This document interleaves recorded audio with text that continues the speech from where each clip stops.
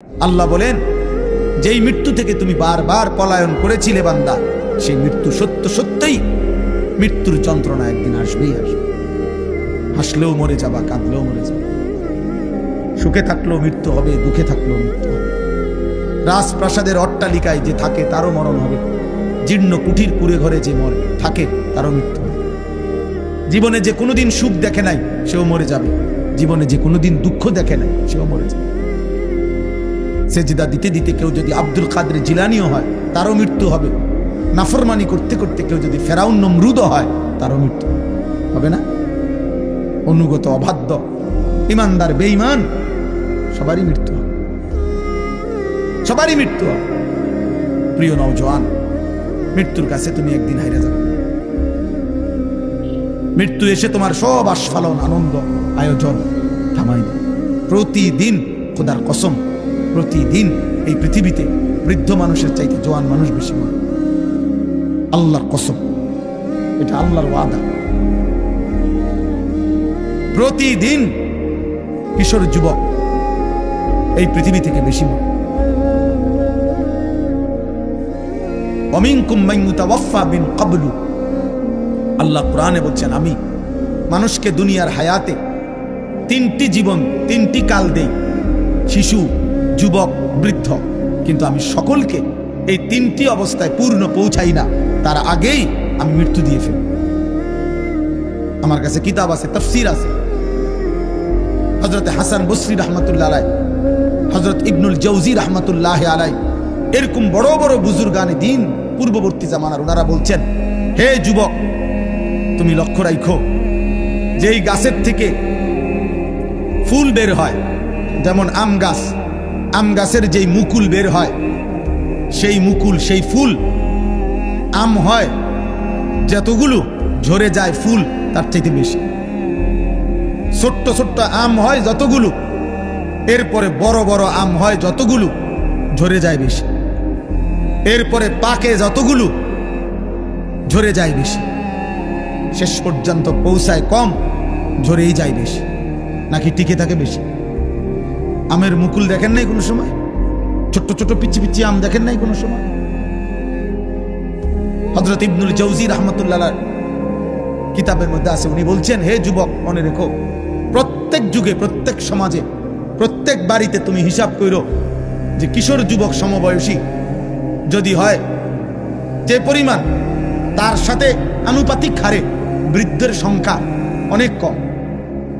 মানে একটা বাড়িতে যদি এই মুহূর্তে নওজোয়ান 14, 16, 18, 20, 25 বছরের ছেলে মেয়ে থাকে 20 জন, 30 জন, তাহলে আনুপাতিক হারে, মানে এটা ধারে, এইটা চিন্তা করলে বৃদ্ধ মানুষ তো থাকার কথা কমপক্ষে 12-14 জন। কিন্তু ওই বাড়িতে 30 জন কিশোর যুবকের ছেলে মেয়ের মোকাবেলায় বুড়া চাচা, বুড়া দাদা আছে মাত্র 2 জন, 1 জন। বুঝেন নাই হিসাবটা?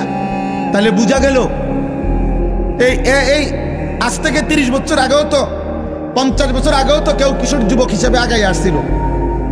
তাহলে ওরা সবাই যদি বৃদ্ধ হইতো, তাহলে বৃদ্ধ এত কম হইলো কেমন? তাহলে হিসাবে তো কাছাকাছি থাকবার কথা। কিন্তু জওয়ান হইল 20 জন, বৃদ্ধ হইল 2 জন। কেন? মানুষে বলে না যে এই চাচা আর আমগো গ্রাম বাড়ির শেষ সুযোগ দোয়া করেন, আমার দাদা আর বাকি সব মরে গেছে।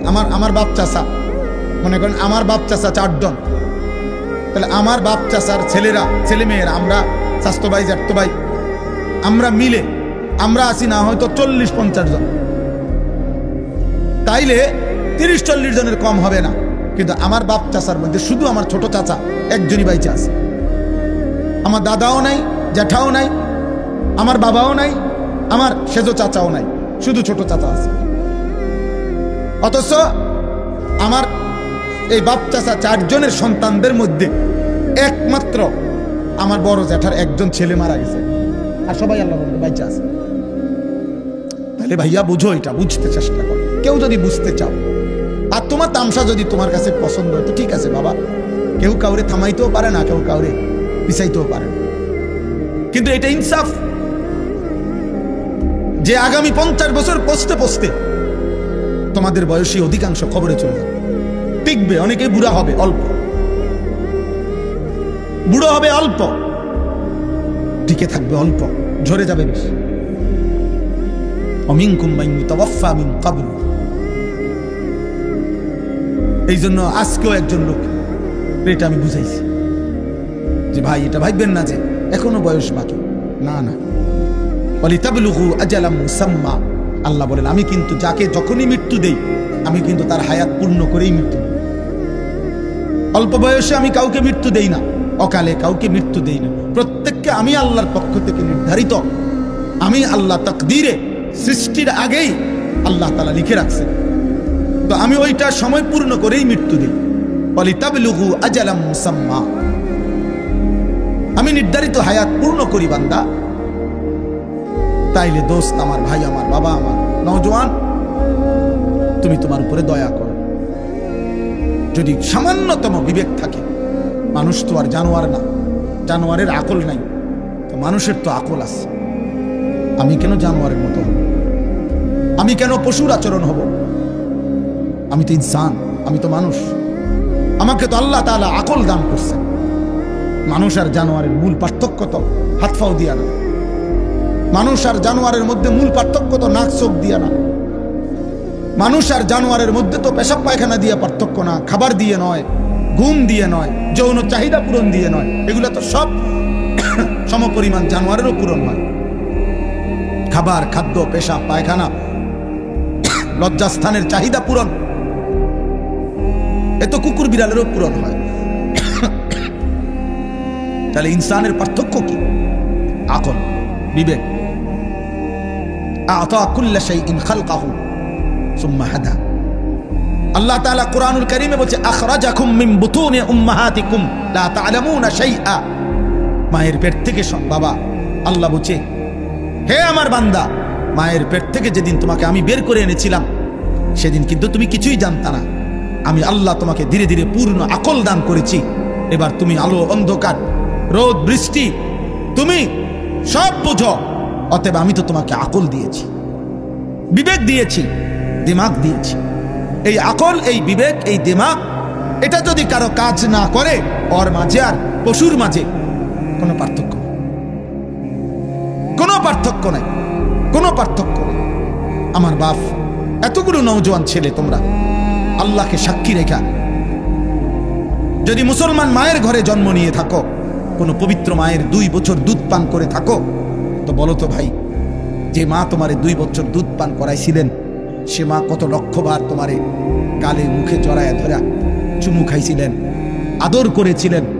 যে বাবা 6 বছর পর্যন্ত তোমাকে ধীরে ধীরে তিল তিল করে আদর সোহাগ করে লালন পালন করেছিলেন, সেই বাবা কত হাজারবার তোমার মাথায় হাত বুলাইছে।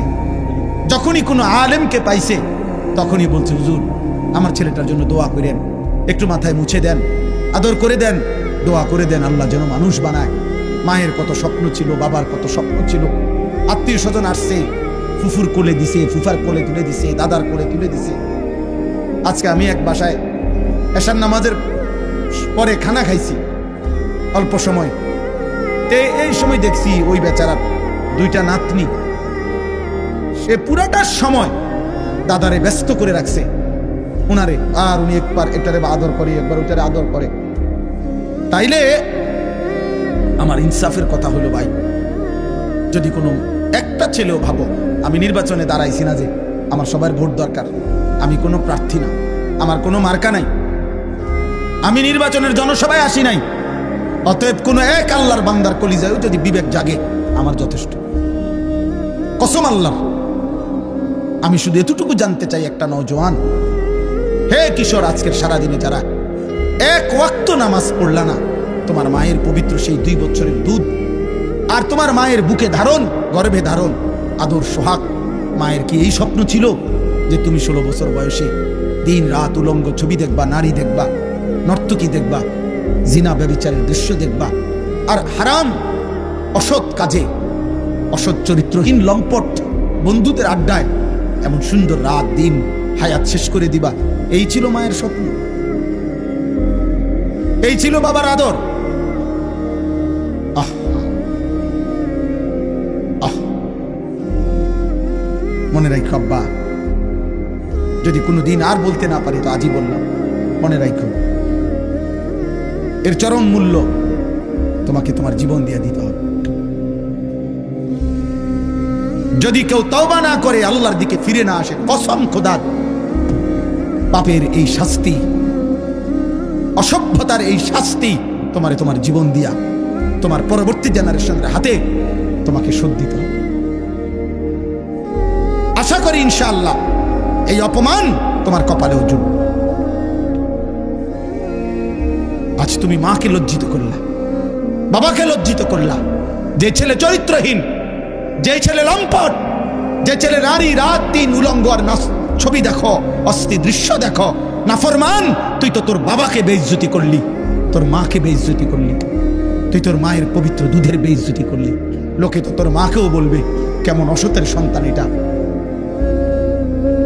লোকে তো তোর বাবাকেও বলবে কার ঘরে জন্ম নিল এত বড় অসভ্য, এত বড় চরিত্রহীন। তুমি তো তোমার বাবাকেও শেষ করে দিলা। আমি একটু আগে বলে আসছি, কোন পাপীকে মানুষ আর মানুষ নামে ডাকে না, ওই পাপের নামে ডাকে। কোন পাপীকে মানুষ আর মানুষ নামে আর কোনোদিন ডাকে না, বাপ পাপের নামে ডাকে। যে সুদখোর হিসাবে একবার চিহ্নিত হয়, সামনে হোক আর পিছনে হোক, মানুষ তাকে সুদখোর হিসাবেই ডাকে, হারামখোর হিসাবেই ডাকে, ঘুষখোরেই বলে, তাকে কিস্তি করেই বলে। নেশাখোরকে মানুষ নেশাখোরই বলে।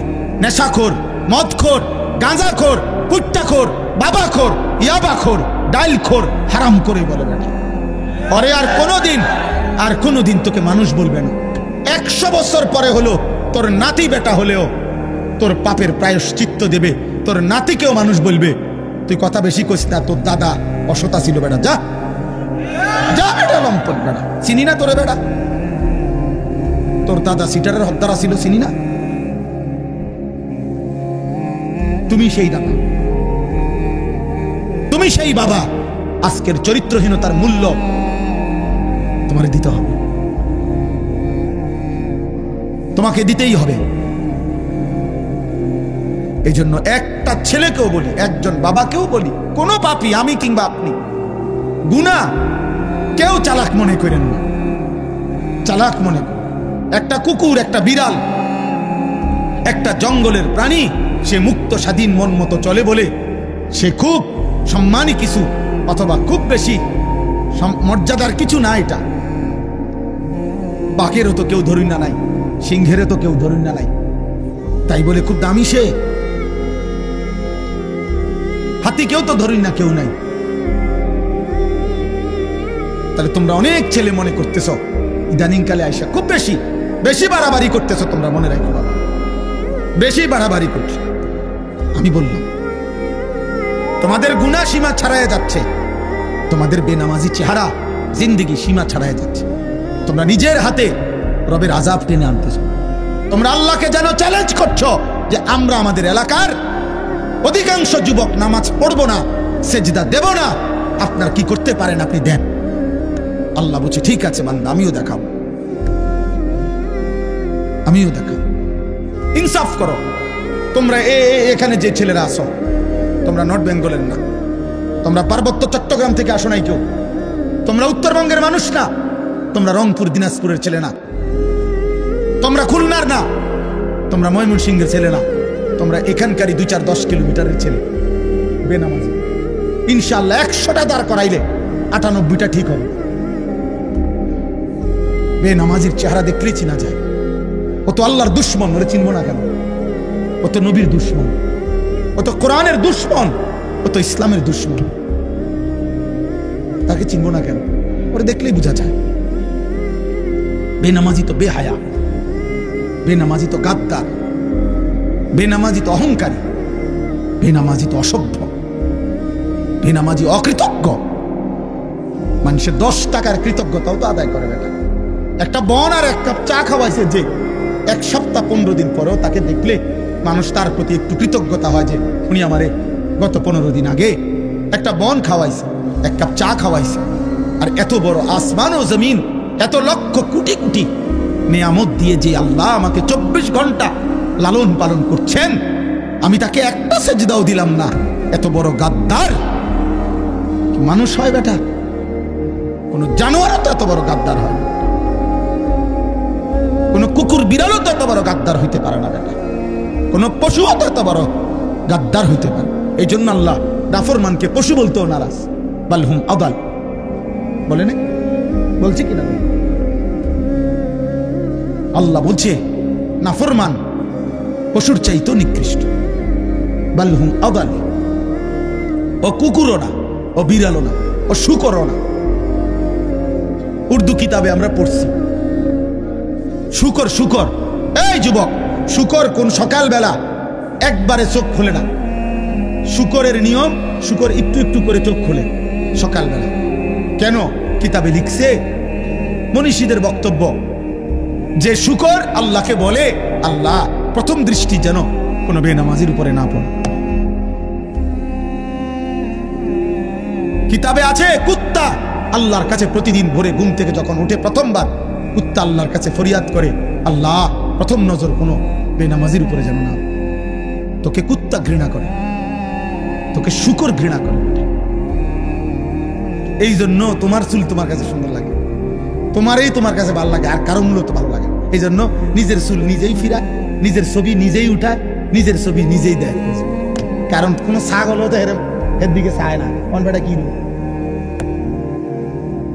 কোনো পাগলও তো তার দিকে আর দেখে না। এই জন্য নিজেই নিজের সেলফি তোলে, নিজের ছবি নিজেই দেয়। হ্যাঁ হ্যাঁ, আল্লাহ আমাদেরকে হেফাজত করেন, আল্লাহ আমাদেরকে বুঝ দান করেন। আমি শক্ত করে বললাম, ভাই তোমার উপরে তুমি রহম করো, নিজেকে মানুষ বানাও ভাইয়া, ইনসান বানাও, ইনসান বানাও, বুঝতে চেষ্টা করো। এমন সুন্দর জীবন নষ্ট করে দিচ্ছ কেন? এমন হায়াত নষ্ট করে দিচ্ছ কেন? এই পর্যন্ত যে যতগুলো নারী দেখছো সবগুলো দিলে তুমি সামলাইতে পারবা? সারাদিনে যে যত নারী দেখছো সবগুলো দিলে সামলাইতে পারবা? তাইলে এত নারী দিয়ে করবা কি? এত নারী দিয়ে করবা কি বাপ? এত নর্তকী দিয়ে তুমি করবা কি? নর্তকীর কাছে তো কিছু নাই বাবা। মোবাইলেই যে নারী তার ছবি দিয়ে লাইছে, নাটকেই যে নারী তার ছবি দিয়ে ফেলছে, এই বাপ তার কাছে তো আর কিছু নাই। যা ছিল সে তো পয়সার মূল্যে বিক্রি করে দিছে, ওর কাছে তো কিছু নাই। ওর হাসি তো ধোকা, ওর দেহ তো ধোকা, ওর রূপ যৌবন তো ধোকা। বেহায়া নারী, বেপর্দা নারী, সে তো নিজের রূপ আর যৌবন ফেরি করে দিছে। সে তো খোলা মাঠে ছেড়ে দিছে যে বুড়া জোয়ান, আতুর, লুলা, পঙ্গু, প্যারালাইজড, অসল, যায় পারো আমারে দেখো, তুমি দেখলেই আমার পয়সা। তাহলে সে তো পয়সার জন্য নিজের শরীর প্রদর্শন করছে, তোমার জন্য না। তোমার জন্য হলে তো একা তোমারে দেখাই, আর একা তো দেখাই এই জন্য স্ত্রী, হালাল এবং পবিত্র স্ত্রী, সে শুধু তার স্বামীর জন্যই সাজে, সে শুধু তার স্বামীর জন্যই সাজে। এই জন্য নবী বলছে, ওই নারী নেককার নারী, ওই নারী পবিত্রা নারী, ওই নারী সতীসাধ্যী নারী, ওই নারী উত্তম নারী। ইজা নাজারা ইলাইহা সাররাতহু, যার স্বামী যখন তার দিকে তাকায় তো তার সৌন্দর্য দেখে, তার সাজগোজ দেখে, তার হাসি মাখা মুখ দেখে স্বামীর দিল শান্ত হয়েছে।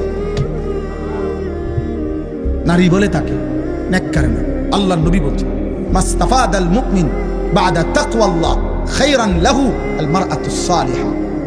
নবীজি বলছে, আল্লাহর এই পৃথিবীতে তাকওয়ার পরে ঈমান, ইসলাম, নামাজ, রোজা, বন্দিগি, এই ইবাদতের পরে কোন ব্যক্তি দুনিয়ার সর্বশ্রেষ্ঠতার যে অর্জন, সম্পদ, নেয়ামত, দুনিয়াবি যা সে পেল, তার মধ্যে সর্বশ্রেষ্ঠ নেয়ামত আল মারআতুস সালিহা, একজন সতী সাধ্যী পবিত্রা নেককার স্ত্রী।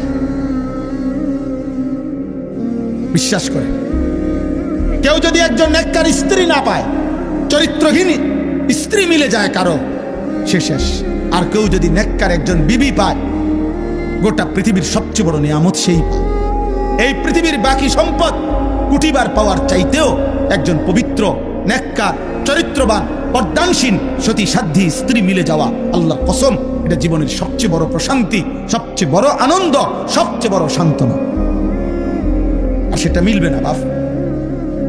আমার আব্বা একটা ছেলেকে বলি, এই লাগাতার অব্যাহত নারী দেখলে, ছবি দেখলে, জিনা ব্যভিচারের দৃশ্য দেখলে পবিত্র নারী মিলবে না। এটা আল্লাহর ওয়াদা, কোরআনের ওয়াদা। আয-যানি লা ইয়ানকিহু ইল্লা যানিয়াতান আও মুশরিকা। আল্লাহ কোরআনে বলছে ব্যভিচারী পুরুষ তার কপালে বিবাহিত, সে যাকে করবে সেটা দুইটাই হবে। আল্লাহ পাক বলছে হয় জানিয়া আরেকটা ব্যভিচারিণী নারী, আও মুশরিকা অথবা কোনো মুশরিক নারী। কসম খোদার, কোরআন শরীফের আয়াত। ওয়াজ-জানিয়াতু লা ইয়ানকিহুহা ইল্লা জানিন আও মুশরিকুন। আল্লাহ বলছে এবং কোন নারী যদি ব্যভিচারী হয়, নারী যদি চরিত্রহীন হয়, আল্লাহ ওয়াদা দিছে ওর কপালে স্বামী জুটবে যেটা, এটার পরিচয় হবে দুইটা, হয় সে ব্যভিচারী পুরুষ আর নয়তো মুশরিক। আর কেমনে কইতো আল্লাহ? বাংলায় কইতো? আর কেমনে বলতো বাবা? বাংলায় বলতো, বাংলায় ওয়াহুররিমা যালিকা আলাল মুমিনিন। এবং আল্লাহ বলেন কোন ব্যভিচারী পুরুষ কিংবা ব্যভিচারিণী নারী ঈমানদারের জন্য হারাম, ঈমানদারের জন্য হারাম করে দেওয়া, ওয়াহুররিমা হারাম করে দেওয়া। এজন্য দয়া করে একজন হোক দুইজন হোক, পর্দার আড়ালের যে মা বোনরা আছেন তাদেরকেও বলি, মা বোন, হে মুসলিম কন্যা, তুমি তোমার ইজ্জতের হেফাজত করো, তুমি তোমার আখলাকের হেফাজত করো। রাস্তার কোনো দুষ্ট, মহল্লার কোনো চরিত্রহীন যুবকের ফাঁদে তুমি তোমার ইজ্জত দিয়ে দিও না। ও তোমাকে ধোঁকা দিবে, ও তোমাকে ধোঁকা দিবে। আল্লাহ আমাদের বোনদেরকে, মেয়েদেরকে, ছেলেদেরকে, আমাদের নওজওয়ানদেরকে হেফাজত করে।